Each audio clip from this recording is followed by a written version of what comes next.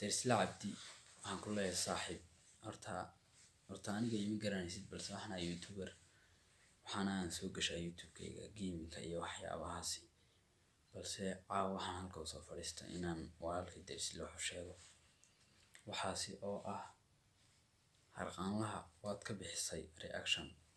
isna wuu ka bixiyay dhibaatadiina waa ay dhamaatay taasi waa mid Ilaahay lagu mahadnaqo talabaad waxa weeyaan arrinka aad tidhi ee ah wuu weynaaday harqaanluhu masaajidka waa cararo waxaan kuu sheegayaa saaxiib Darisla qofku marka uu weynaaday oo kaliya aan xagga masaajidka waa carar aad haddaad yar tahay iyo haddii aad weyn tahay xagga masaajidka iyo ilaah bariga aad u carari kartid taasina waa ugu fiican ee qofka islaamka ay sameeyo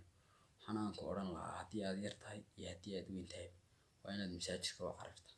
waayo waxa kaliya loo cararaa waa masaajidka Ilaahay inta labaad aan kuu sheegaya waxa weeyaan qofku haddii waxaad tidhi ninkan maadaama uu sii socdo macni waxaad ka wadaa maadaama uu macni uu ku jiro dadka waaweyn ee garanaysa dadka waaweyn macni awoowayaasha waxaas markaas waxaan kuu sheegayaa haddii qofku uu yar yahayba inuu xagga masaajidka u carari karo una dhiman karo waad garanaysaa saaxiibka aad dhegeysan jirtay saaxiibka maaha balse taageeradu ahayd waxa weeyaan fanaan gaal buu ahaa laakiin uu waqtiyey waqtigu waqtiyey ma garanayo laakiin Egas Temptation waad garanaysaa waxa uu dhintay isagoo yar oo adiga ku leh